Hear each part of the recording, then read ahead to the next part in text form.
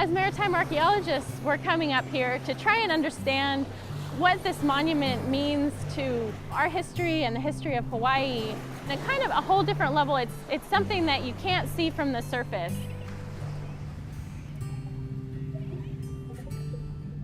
These were a series of atolls that people didn't know about or they weren't well charted. So you have a ship trap catching whatever was passing by. I think that those kinds of sites have a lot that they can tell us about ourselves as humans, as seafarers all over the world.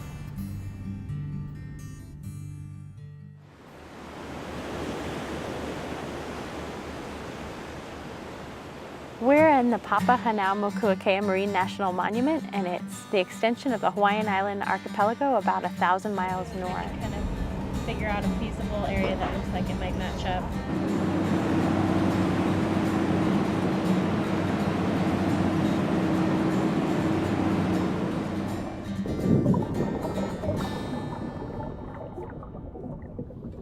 One of the most amazing things about working in the monument is the fact that you're totally immersed in this environment and in a whole maritime experience of your own. And so as we're out searching for shipwreck sites and then documenting them, we're looking at these artifacts that remind us of what seafaring was like hundreds of years ago. The Dunottar Castle was lost in 1886. She was sailing with a cargo of coal from Australia for the west coast of America. And in fact, the castle had been known as a fast sailor, and there were some wagers placed with a couple other British ships to see who would arrive first. And so it may have been a case of cutting a corner. It may have been faulty navigation. But anyway, dark night, the first mate was on deck about 2 in the morning. The officers could smell the guano from a nearby island before they could see anything else. And they were just going down below to wake up the captain when the vessel struck the shoal of Kure Atoll. The Dunottar Castle wreck site is very complicated because it was an iron ship, so a lot of the hull plating is there. Where on a wooden ship, that hull has totally deteriorated and all you see are the metal parts that are left behind.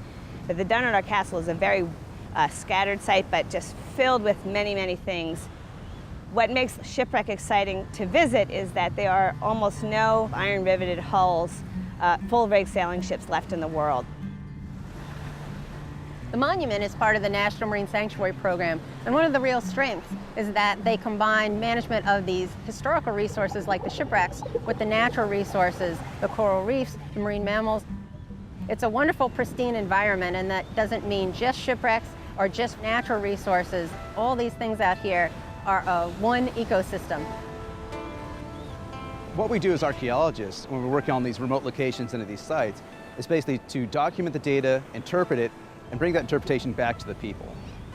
We're collecting site drawings, video, photography, everything that could tell us a little something about that site, because they are a mystery. In order to document these shipwreck sites, we have a few different methods, and we often begin with the traditional method, which is baseline trilateration, and that involves setting a baseline down the center of the shipwreck site and then taking measurements off of that baseline to different artifacts so that you're able to create a site map. So we're basically drawing up a scale model of what exists on the seafloor. The Churchill was loaded with 600 tons of copra, which she brought on board from Tonga, and she ran aground at French frigate Shoals on September 27, 1917. The ship was lodged in the coral and in no apparent danger when a passing sampan from Honolulu happened by. And at that time, the captain and first mate came up out of the Churchill saying, "Thank God you're here, there's a fire on board." Apparently a fire broke out, they were rescued from the ship. The odd thing about the story is that after this event, the crew actually filed affidavits charging the captain with the intentional destruction of an American vessel. And you have to remember the captain was a German national, and it was 1917, First World War, so there may have been some of that being brought into play. But the charges were not substantiated, and he was later released. The schooner Churchill wreck, which was wrecked in 1917, what's really exciting about that is it's just covered with sailing ship rigging. It also is covered with cargo handling rigging. It handled very heavy cargo, so it's a great timeline of what you can experience and expect to see and learn from the shipwrecks represented in the monument.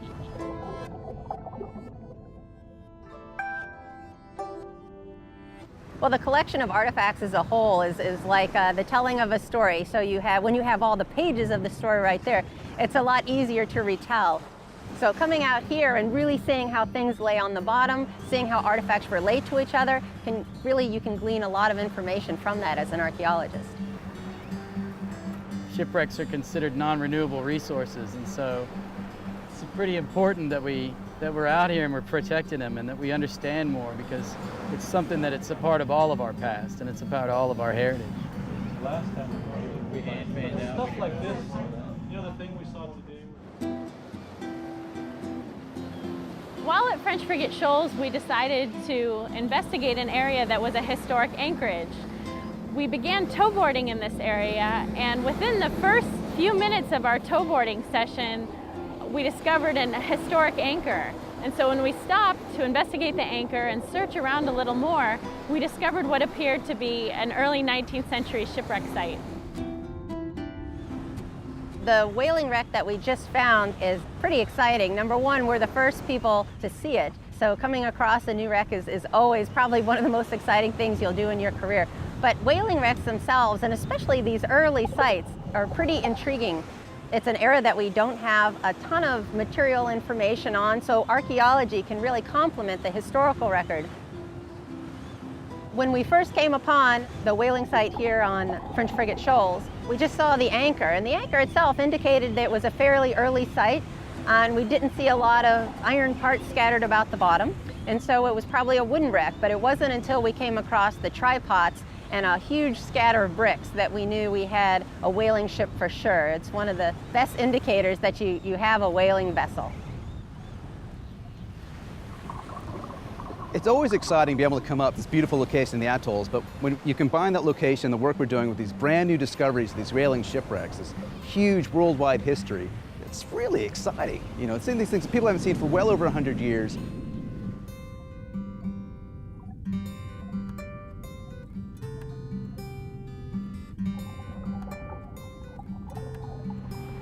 One way that maritime archaeologists look for sites is to use remote sensing tools like magnetometers, which are able to detect masses of iron. However, with the topography of these coral reefs in the northwestern Hawaiian Islands, it's difficult to tow those sensors close enough to the reef crest, so we often splash divers to swim down those crevices and go up little tunnels and channels searching for visual evidence. So we employed that technique for the Gledstain search. The wreck site I'm most personally excited about is the whaler Gledstains. It was on its way back from New Zealand after whaling in the grounds there, coming up back to Hawaii where it wrecked.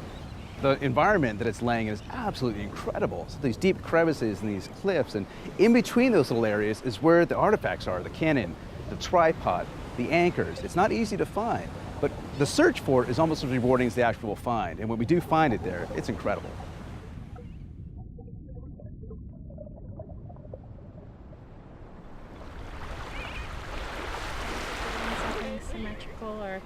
The USS Saginaw was a small fourth-rate gunboat, a side-wheel steamer for the Pacific Fleet, the American Navy in the Pacific.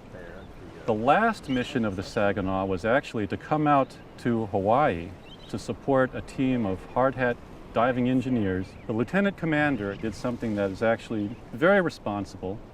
On the way back from Midway, he made the decision to swing by Ocean Island, as Kure Atoll was called then, to see if there were any castaways on the island. And even though they were moving very slow ahead at about 2.5 knots, and lookouts were standing at the bow scanning the dark night, as soon as they saw the breakers, it was actually too late. The ship went right into the coral. The castaways survived on the island for 2 months, using a condenser for distilling water on the beach. That was really what saved them. And also fixing up the Saginaw's small open gig, and finally launched that for the main Hawaiian Islands. Now that was a fairly heroic voyage. By the time that gig got to Kauai, they were so emaciated and starved, 4 of the 5 died in the surf, and only 1 survivor made it, who carried word to the American minister at Honolulu and the king, and the rescue voyage was set off. In the end, everybody was rescued and returned safe and sound. What I really like about marine archaeology is having a piece of the past to lead you into the story, the wider story that you can tell. A shipwreck site often consists of dozens of different artifacts, and each of these are important to us because they all have different stories to tell and can give us information about the cargo or where it was coming from, who might have been sailing it. Things like anchors are very diagnostic, and there are other artifacts like ship spells that can really unlock the identification of a particular shipwreck site. We have a couple different ways we can share this story of the USS Saginaw. One is to complete the more official and kind of academic report of the archaeological interpretation, but another method is to retrieve some artifacts that help capture that story and focus some of this interest in maritime history for the public. So this year we have permits to recover the bell of the Saginaw, the ship's bell, as well as one of the deep sea sounding leads. One of the very heavy sounding leads they would have been casting into the waters to check the depth as they approached potential navigational hazards. We don't take artifact recovery lightly. It's something that we treat with a great deal of reverence, and so this was an important way that we wanted to involve the public in what we're doing, what we're seeing, and what we hope to interpret by these artifacts is an experience more than what you can just read and see in pictures.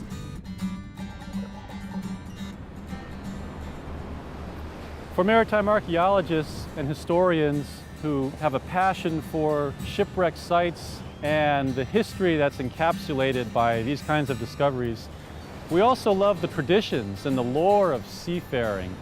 And one of the great things about getting to come up here to the northwestern Hawaiian Islands is that many of these traditions are continuing. This is Warship 60, yes sir, agreed to port, inside the channel, inside.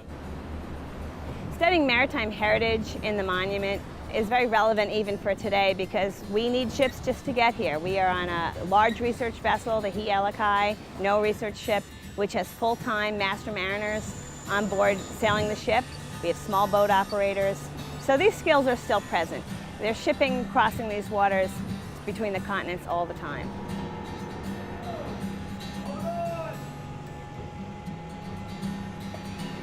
During this expedition, we're on a voyage of exploration just like they were hundreds of years ago.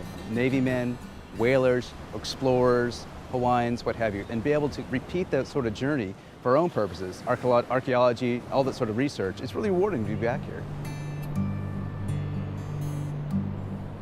Looking at these shipwreck sites and these artifacts, we're constantly reminded about how similar experiences out at sea are, whether it's 100 years ago or today on a modern vessel.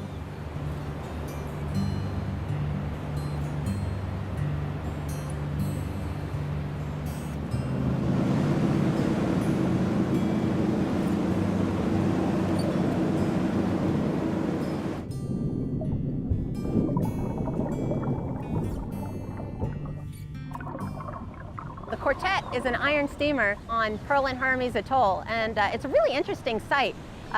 Very dynamic dive site, lots of relief. Some of the huge machinery, the triple expansion steam engine is still sitting upright on the bottom.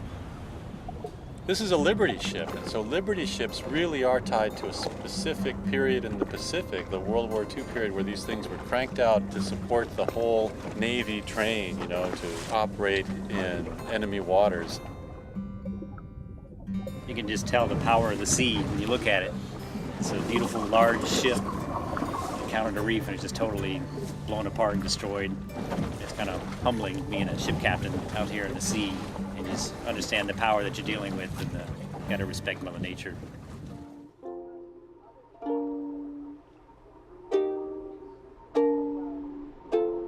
I wonder, do you wonder where I am? It seems it's been forever since my feet were on dry land, and things are not exactly how I planned. One night of angry weather left me out here on the sand. I was set to sail the ocean, see what there was to see. You said you'd always be my woman and you'd always wait for me. But the gods or fate or something with my plans did not agree, and I was destined for disaster when I headed out to sea. I've always been a sailor, I thought I had it down, but the ocean caught me napping and I damn near almost drowned. It's 3 more weeks before I'll be expected back in town, and I fear my end will come to me before I will be found. I wonder, do you wonder where I am? It seems it's been forever since my feet were on dry land, and things are not exactly how I planned. One night of angry weather left me on this patch of sand.